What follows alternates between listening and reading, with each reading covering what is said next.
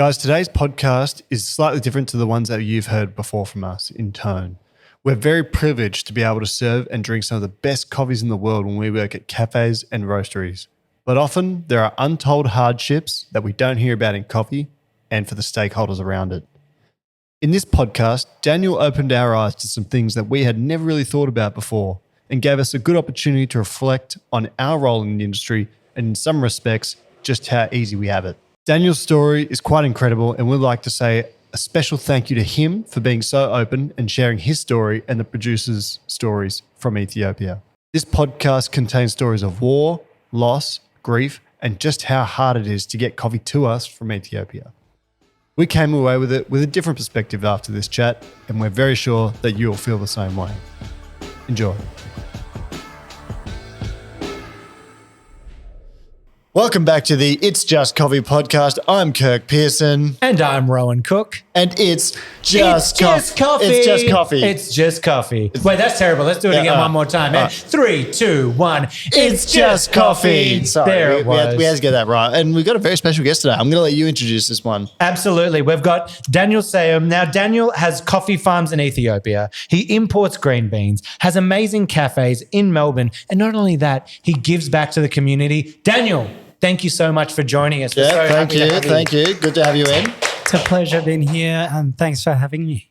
We just had some supreme off-air banter before we get in. Every week, I like to think we have an official warm-up ceremony, and well, not really, but we were having some really great jokes. We were having some great jokes. Let's just say that. But yeah, good to have you on. Sounds like you got a fair bit going on, Daniel. Yeah, it's been an exciting couple of years. Yeah. So you're operating. Will we get to that part now, Rohan? Introduce what he's doing. Yeah, so absolutely. We've got a couple of farms on the go in Ethiopia. So are you back and forth from Ethiopia? I actually haven't been back since 2019. We've taken a different journey since we've been back. Just COVID happened, a few things. I'm sure you're aware of the war that took place. And we'll get more on that later as well, for sure. Yeah, but I haven't been back yet. And so I understand you've got a few cafes you're doing now. So Ageyo is one, and Little Ezida. Yeah. Okay, so what's the aim of these cafes?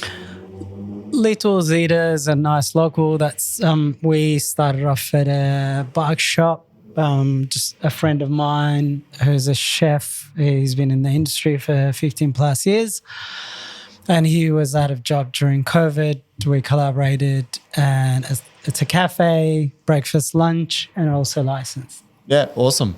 And at Ageyo, what's the premise there? Ageyo's more, the aim is to showcase a little bit of our culture and share what we love about Ethiopia and our story. And Ageyo is the name of the village where I was born, and my parents grow coffee. There you go. Southwest of Ethiopia. Well, I was about to ask you what gets you going in the morning. It sounds like coffee.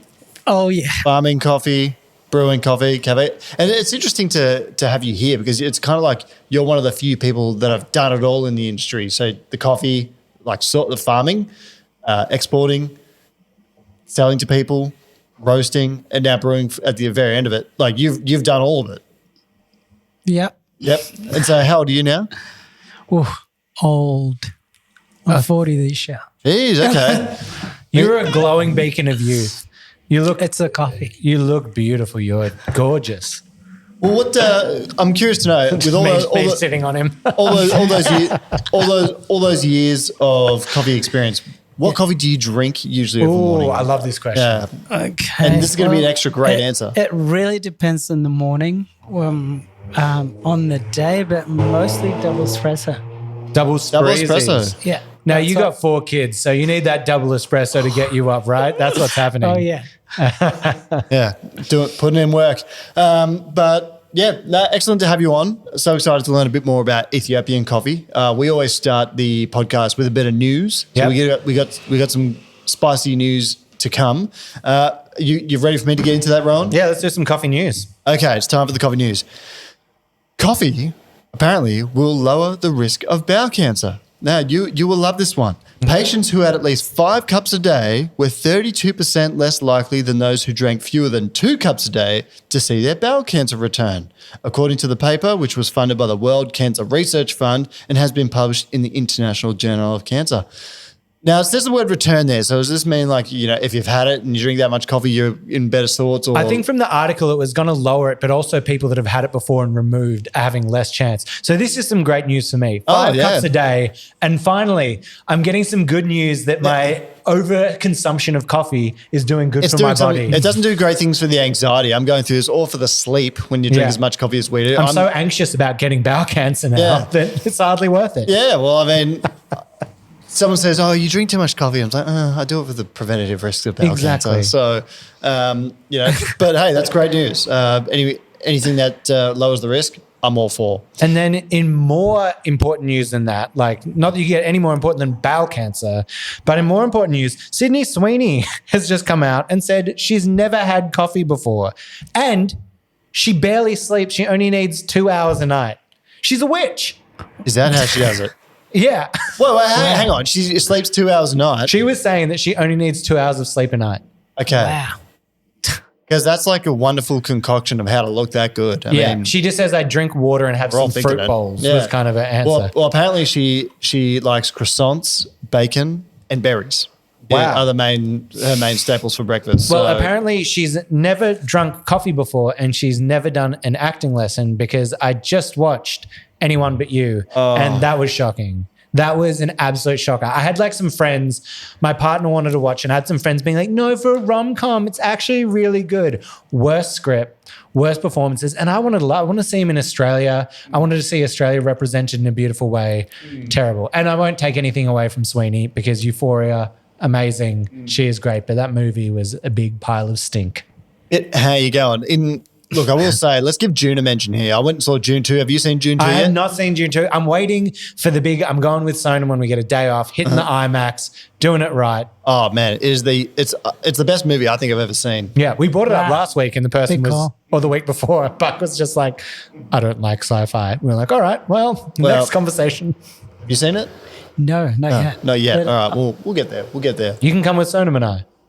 Yeah, let's That's do some it. hot news about Sydney. I mean, I thought she'd be on the coffees there, but Yeah, it's a bit not. disappointing. I thought she was, hopefully, that's why she didn't visit your cafe when she was here filming.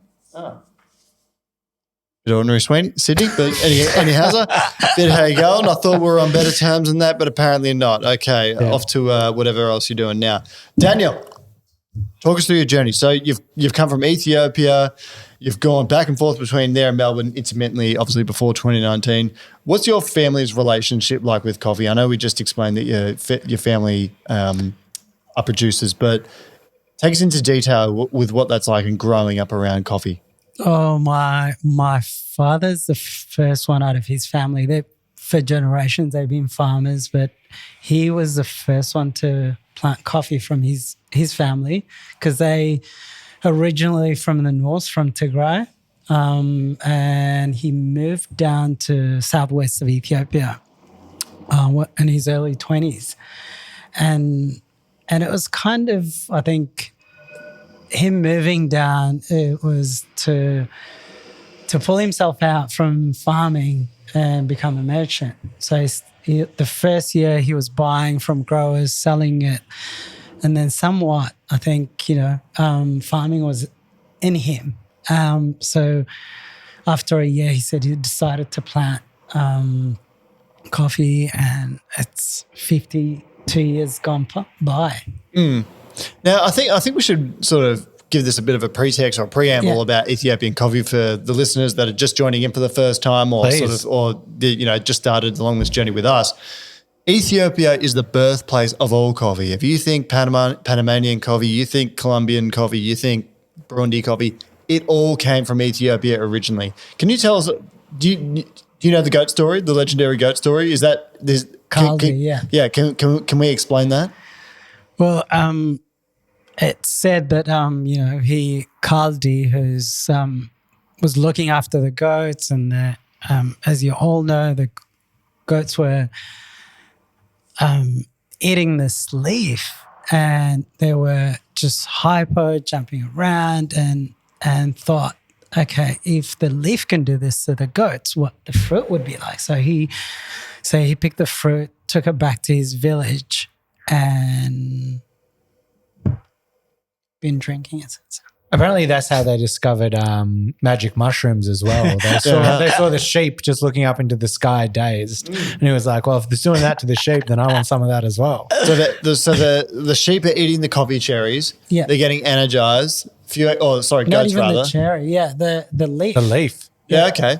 And goats are like a more sophisticated sheep, really. Have you ever cared for goats? Yeah. And sheep? I have. But you growing up, notice how sheep are like slightly more stupid? Yeah. Actually, a lot more stupid. Goats are much more Super independent creatures. intelligent. Yeah. And I was just at a coffee farm, and they were saying that the caffeine is like a natural deterrent for certain like bugs and that to try to like actually stop the plant. It's just like the plant naturally defending itself. Yeah, okay. Why the caffeine is there Interesting. against like bugs or whatever. Obviously not goats. Yeah. Goats were into it. Yeah, all right. So, and I guess that's it kind of segues into the question that we were going to ask next, is that Ethiopia has such a special important place to most baristas' heart, really, because it really is the origin of everything that we do. I think my understanding of it was that some was shipped off to sort of Yemen next and then exported through Northern Africa in some of those places. And so that whole region is really where it all began. Yeah, absolutely. Ethiopia, before it was Ethiopia, I mean, it's been named a couple of things, but during this time, which was the Aksum Kingdom, and it was a huge empire, quite powerful, and controlled a lot of East Africa all the way to Yemen. They ruled, and they controlled a lot of the trade between Europe to Asia to India. Even though the Yemenis traded it to Turkey and Europe, but a lot of the trade was done by Ethiopians as well.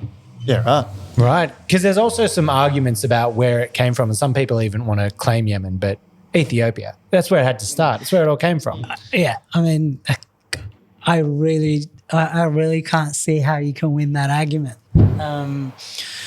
Trace it back to Kaffa, the oldest region where coffee was discovered. And I mean, we are within that region.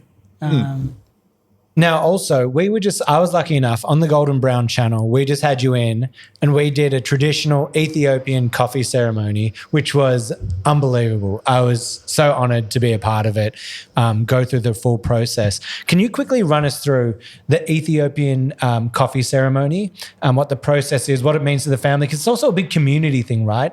It's all about bringing the community together and that. Yeah, I mean, it's in a way, in the modern time, that's what we see, people having coffee over conversation, whether it's meeting or family. And this is what we do every day in the morning. The first thing you wake up and grab green beans, throw it on a pan, and, a kid will be sent around to go knock on neighbors' doors, and you invite your neighbors, and then randoms would walk in, literally. So it's kind of open house for anyone that's around, and you roast fresh beans, grind them, and everyone would sit around while the household, the female from the household is roasting the coffee and have conversation. It could be about your days, your life, what's happening, politics. There's a lot of discussion. And I think the most important part of the whole ceremony is the roasting, and everyone just enjoying the aroma. And yeah, it was beautiful. It was so amazing to be a part of, to watch it kind of, starting from the raw product, or not raw-ish, it's gone through a lot of processing, but raw in the sense of green, then having it roasted, having those aromas, feeling like, you're kind of part of it. And then it's also served out of this beautiful jug. What's that called again? Jabana. Yeah, and Jabana is made out of clay, and we've been using this brewing method, I think, since time began for us, since we started brewing coffee, and it's still widely used in Ethiopia and the villages or towns.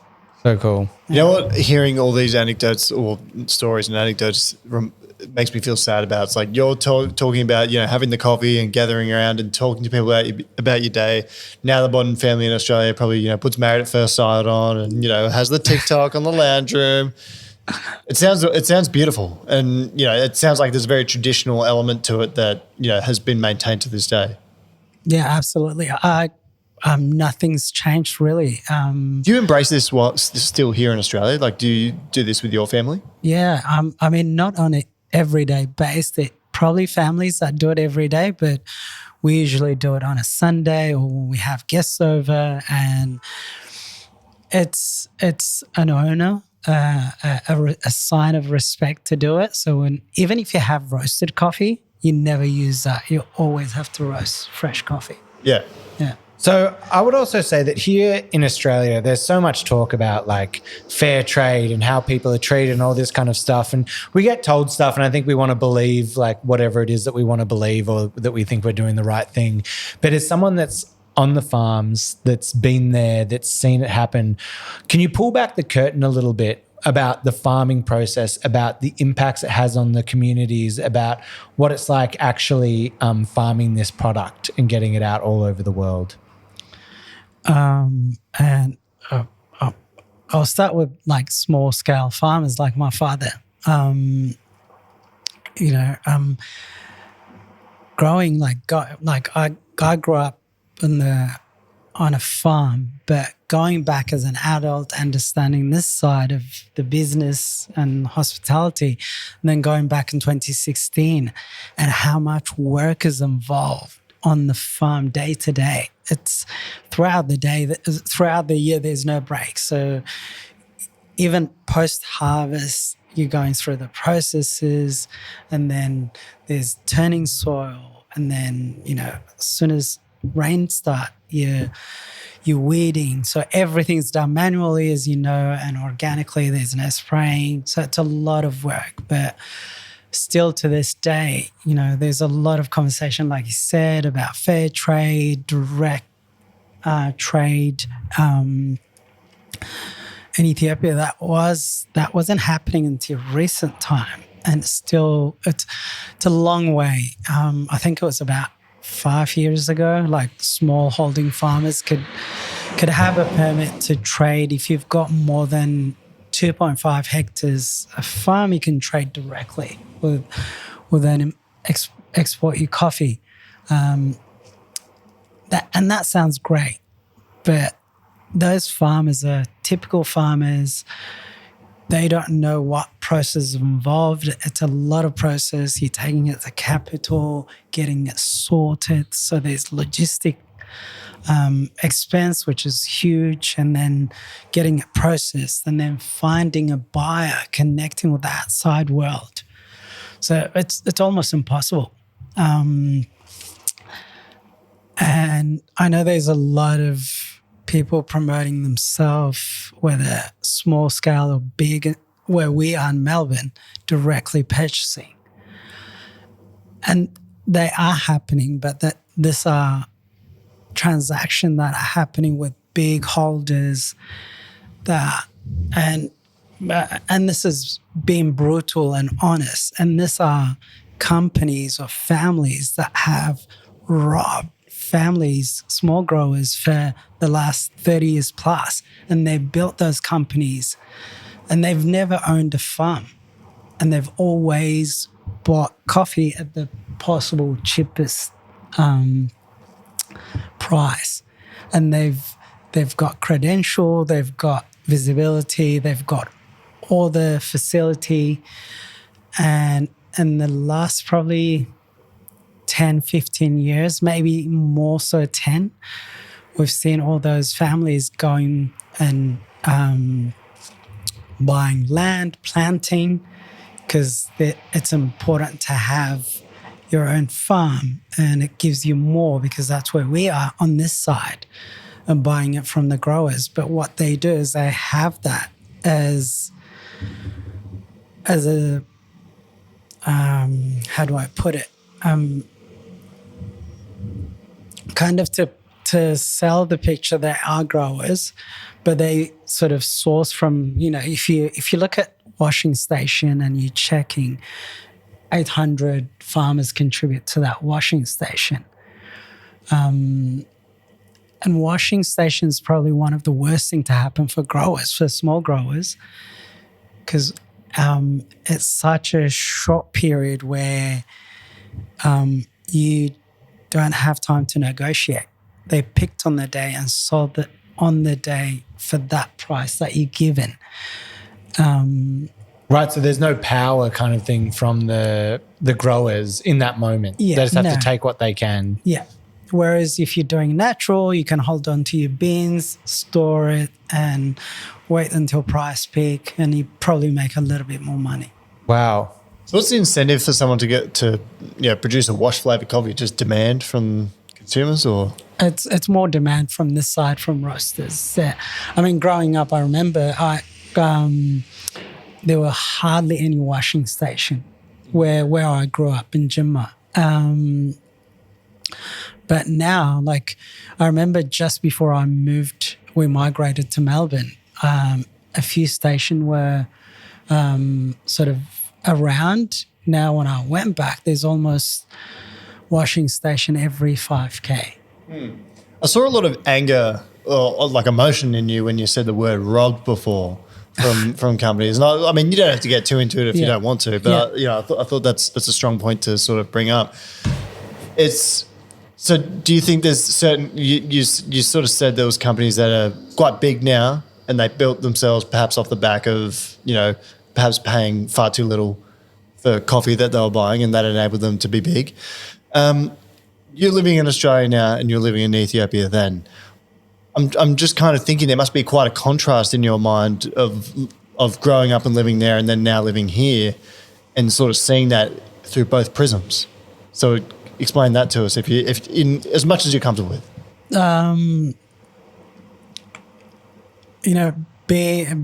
Growing up in Melbourne and then going into the hospitality industry and seeing a lot of conversation about, again, going back to direct trade. And those things were visible in Melbourne when that hasn't existed, specifically in Ethiopia, where there was no direct trade and a lot of it was traded through the exchange. And then, just before I moved back to Ethiopia, seeing a lot of roasteries popping up in Melbourne, and they were sourcing directly and generally excited and moving back to Ethiopia. And I felt like, my wife and I felt like we can really impact growers' life, people's life, and not just impact individuals, but on a community level where you can really promote and help them with structure, having the right facility and buying it directly and then sourcing it and selling it direct. And so we moved back in 2016 and, it was a huge transition, not only just moving to Ethiopia, but we were moving to the middle of nowhere in a village where you don't even have a running water with a 6-month boy. So it took us a while to adjust. And then once we got our permit for the farm, and I think it was 2018 harvest, and we had about 8-ton coffee. Prior to that, in 2017, we came back to Melbourne, had a conversation and went around Melbourne, visited a few roasteries and tell our story and had conversation about natural versus, washing and how those things impact community and the environment. And we went back and with a lot of energy, excitement. And so once we harvested 2018, trying to find a buyer was, to our surprise, really difficult. A lot of roasteries we contacted never got back to us, and I think reality kicked in, and it was quite sad to witness it from that side. And yeah, it was a difficult time in a way because there was a lot of unrest in Ethiopia as well, and then questioning what we were doing.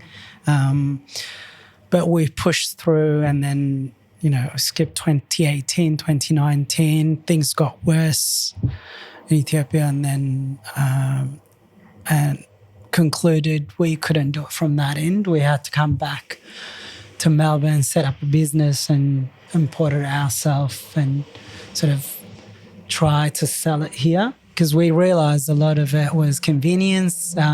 Some of the one that genuinely wanted to purchase didn't want to deal with the logistics side of it. They want someone that's based here. So yeah.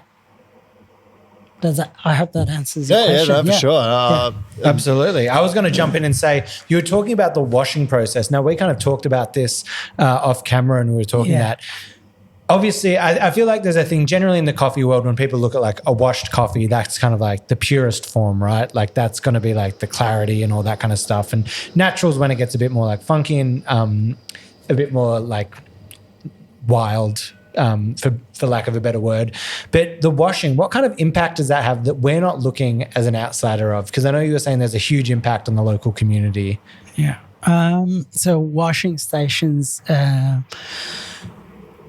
set up right next to a river to just get close to the water. So picking starts around October, depending where you are. And that's when it starts to really heat up. And typically the washing stations operate, they would dig up a dam where the runoff goes into. And so nothing's done according to the rules. So the runoff will start building after a couple of days. With the heat, will start to ferment. And I mean, you can smell it from miles away. It stinks. And a lot of people get sick and, heavy cough, all those things. And our farm is right, one of our site, like it's right behind our house. And there's a river in the middle of our farm. And that runs from the north side, and probably about 1.5K away from us is a washing station. And I witnessed it the first time in 2017 during harvest. We just couldn't pick because it was that strong. And pickers refused to come and pick that site just because you just can't handle the smell. And the washing stations would release it back into the river overnight. Oh, no. So it's charcoal dark. So people can't use it for washing because a lot of the villages would use the running water for washing your livestock, your cows, or the wild animal drink this water. So it's unusable almost for about 2 months. Wow, so a long time. Yeah, and it's not only that river will go into another river. It affects, miles away. A lot of community are affected by it. And unfortunately, when you live in a village that's a small population, you can't go into the authority, and they are aware of it, but they just let it happen. I guess we're not suggesting here that all washed coffee is bad from Ethiopia. Essentially, there's like irresponsible washing stations that release that that water into water catchments and things like that. Yeah, right on.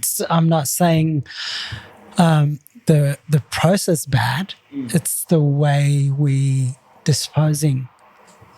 That's something I never would have thought of before until you had said it. And I think you actually said it last week when you were here as well. And I thought to myself, it really stuck with me. I thought, that's interesting. Because the only thing I've ever thought about with washed or non-washed is like, hey, if you're in a country where there's not access to a lot of water, do it natural. And we don't want to use all the water from the local communities and all that kind of stuff. But I've never thought about it running back into the water, about it fermenting, about ruining it for people to be able to use. So it is just something that sat completely out of my eyesight. I've been to a washing station in South America before, and it has that really funky, quite pungent, bad smell of the fermenting of the sort of runoff into the water. Yeah, and imagine, imagine leaving in that village and you're smelling it day and night, and you can smell it from home. Yeah, that sounds a bit how you going, but. I guess one of the other things that you sort of contend with in Ethiopia is kind of the political instability. Like there's been sort of wars here and there. So I think you were saying in Tigray and then Eritrea as well. So that's kind of been something you had to deal with in the last few years as well, on top of, tough weather and all those sorts of things. A war broke out in 2020, toward the end of 2020, and without going into too much details, pretty much was the federal government versus the North state government in Tigray, and the Eritreans were involved, and they were invited by the federal government. There was local militias. So the population of Tigray is estimated to be 6.5 million to 7. It was one of the worst wars we've witnessed possibly in our history. And by the UN, it was one of the worst war globally in the last 20 plus years. So over 1 million people lost their life. Over 120 women and girls, young girls, were raped.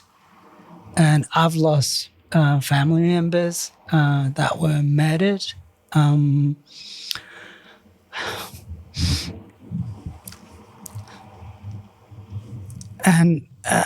that's not unique. I think every Tigrayan. Take a minute. Take a minute. Take a minute. Sorry, guys. I think if you speak to any Tigrayan in Melbourne, everyone has lost a few members, either their immediate family. I mean, a whole family, 2 generations have been wiped out. And I know it hasn't been covered in Australia as much. And beside probably a few things on TV, but and it's devastating for the whole nation. It was a campaign that was well done by the federal government. It was brewing in 2019. We never thought, or I personally never thought it would reach to a war, but there was just a lot of hate campaign that was going for a while. And when the war broke out, I think everyone was beyond belief, but we never anticipated Eritrea being invited to invade our own nation and kill our own citizen.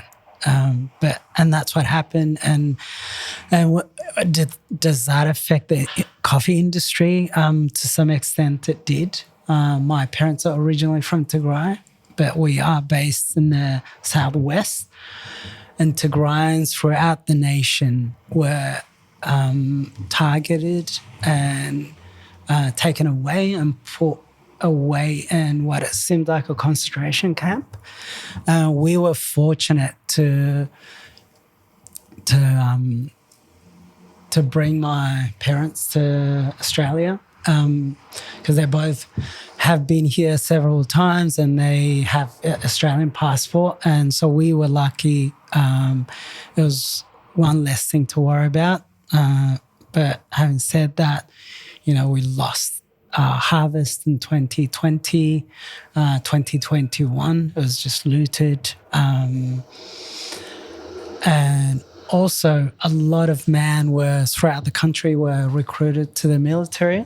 So as you know, I think 2020 and 2021, the quality of coffee wasn't as great because harvest wasn't done on time and, there was just not enough labor.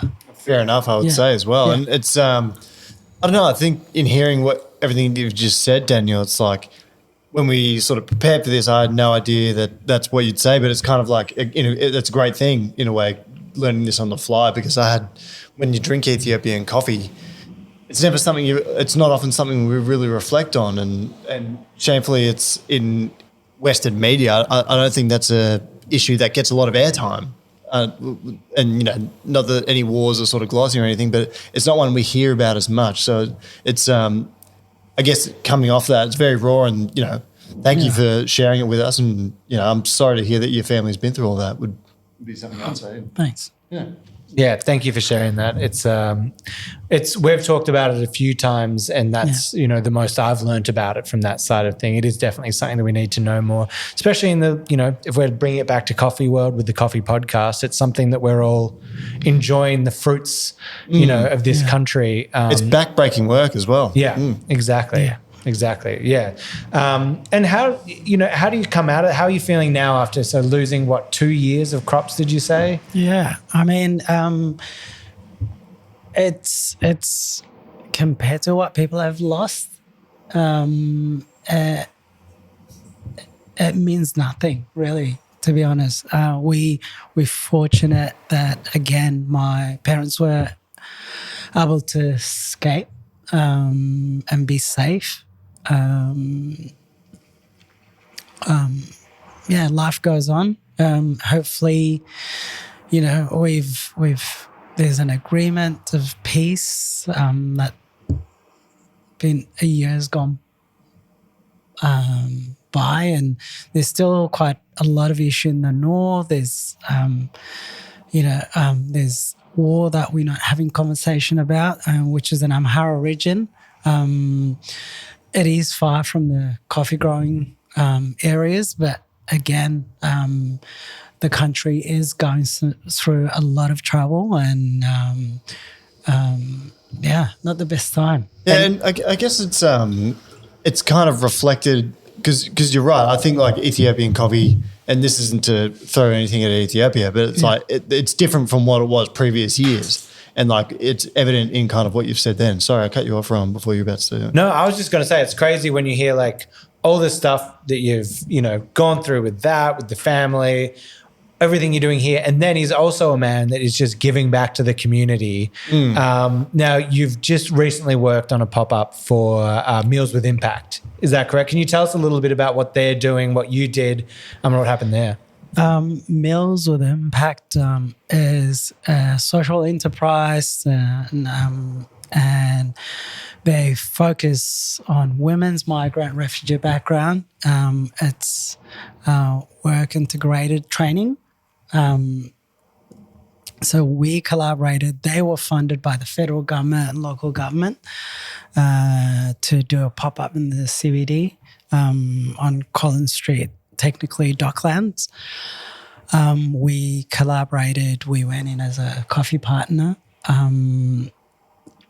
And so the initial setup was to be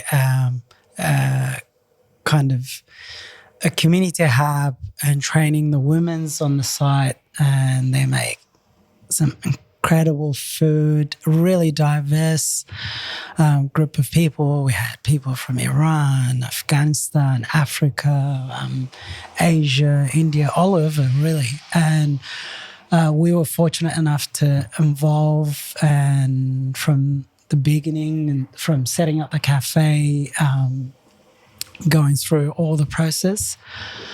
Initially, the idea was for the food to be takeaway only, and then a week in, we realised a lot of people wanted to sit in. They loved the space.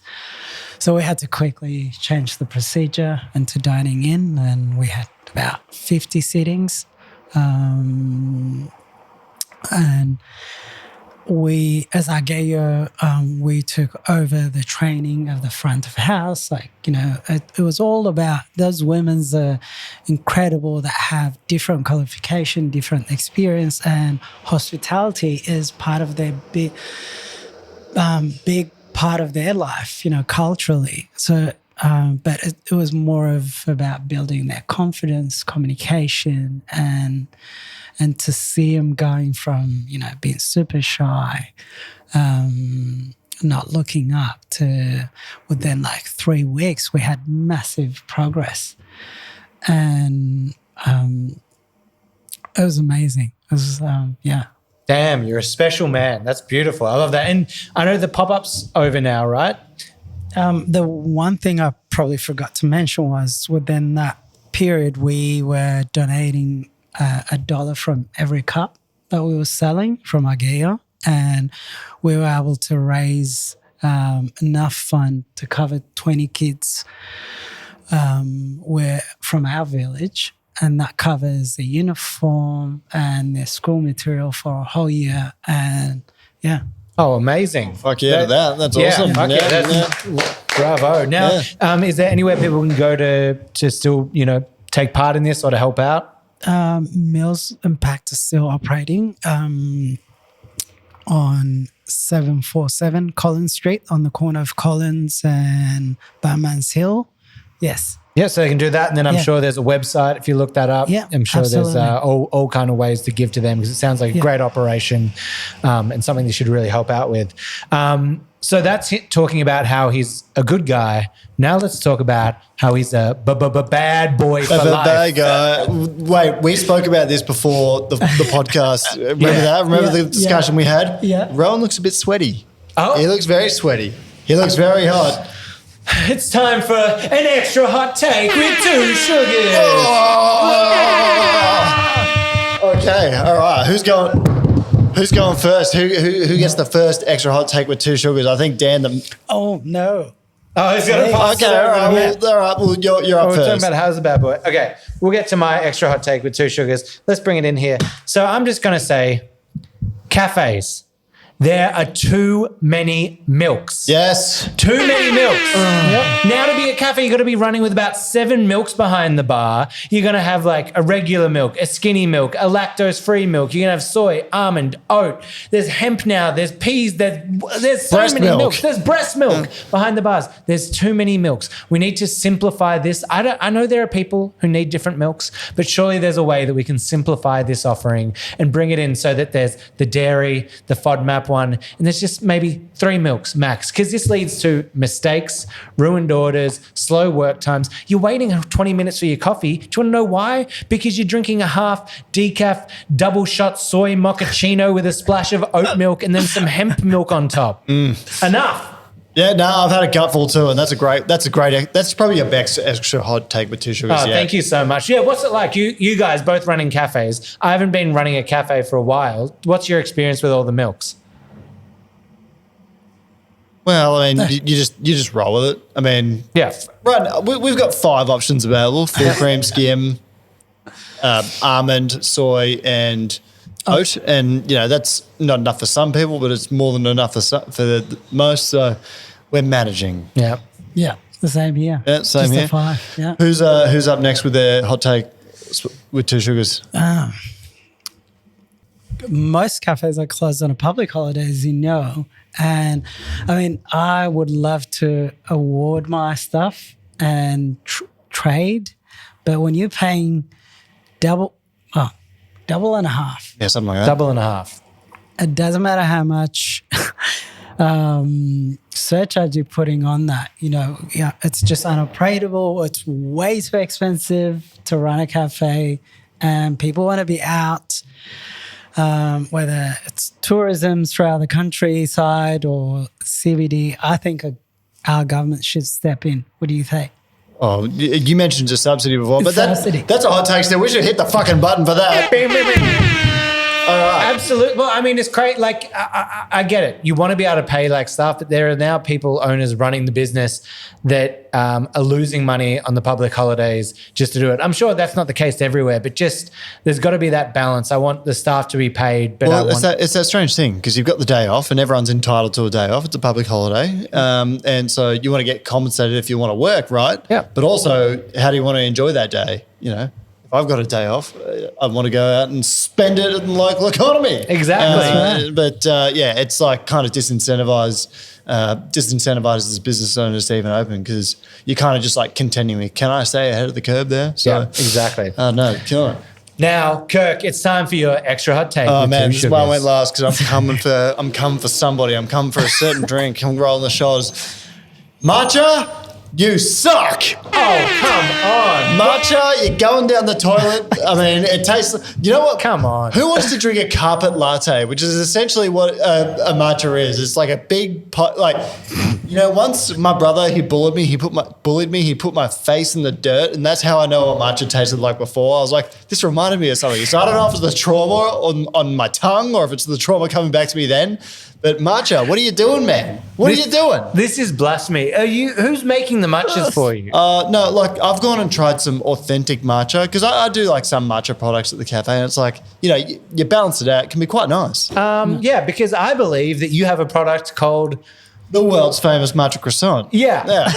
So anyway, I'm a hypocrite. I know I'm a hypocrite. But you have that like the authentic matcha. I mean, we need to start handing out awards to people who drink that because that is like, it's an achievement. It's like, how much can you beat yourself up? It's. I mean, I do have to say, I have to put a bit of honey into my matcha. But is that that bad? You drink matcha? Yeah, I mean, not regularly, but Not voluntarily. Yeah, I enjoy it. Yeah, if I'm in the right place, if the setting, if the mood hits. It's kind of like that thing. If you're dating a girl and to impress her, you have to go through some of the things that she goes through. Matcha. Oh, do I have to? Oh yeah. Is it worth I've it? actually never tasted it. Whoa! Oh! You're worse than Sydney Sweeney. Oh. Mate, our guy's just going ham on the air horn over there. No, that's extra hot That's from all true. of us. Yeah, I love before the show, just so you know, guys, before the show, we went up to our sound guy and we were like, oh, we want some like sound effects. Maybe we'll do some jingles or that later. But just for today, could we just get an air horn for Can we the get a extra button, hot please? take with 2 sugars? And he took that to mean just press it every second every second that he can. Okay. Yeah. Enough air horn. All right. The air horn down. No, but it's been good. There it is. Hey! Yeah! All right, I'll just have to get in the spirit of it there. Sorry, we're so stupid. But hey, been one hell of a podcast. I feel like that's been you nearly got me. Your story. That was incredibly Oh, raw, God. and it's not something that I think I'll ever forget. And it's I guess we all get to enjoy the coffee so much, but we don't often think about how it got here. Some of the things that the people endure producing it, and all the other issues that the country endures as well. So yeah, truly thank you for sharing that, and I think that's something we can all reflect on. And I think it's something when we round off the show, I want to remind people of to think of. So thank you. Yeah, absolutely. My pleasure. Thanks for having me. Well, It's been a lot of fun. yeah, thank you again, and we wish you all the success with Ageyo and Little Ezida and the other things that you're doing as well. So yeah. Both here in Melbourne. Thank If you. you're local in Melbourne, make sure to go check them out. Go say hello. Try out the goods. It's delicious. I've been there. It's amazing. I love it. The service, incredible. So I can see why you were teaching front of house hospitality there because you know it very well. Very generous with your compliment. Thank you. And what's you're glowing and beautiful. Do you have any tips for me? Double espresso. Oh, double espresso in the morning. Yeah. All right. Well, No, 4 kids and a beautiful wife. Yeah. Oh, what is he's a sweetheart as well. okay. All right. Well, thank you for dropping by. As always, it's just coffee. And we're going to get you in on this time and we'll just say it all together on that one. As always, it's just coffee. Hey, thank you so much for coming by. My pleasure. Thank you. See that button? Bam. I think that'll do, Governor. Yeah.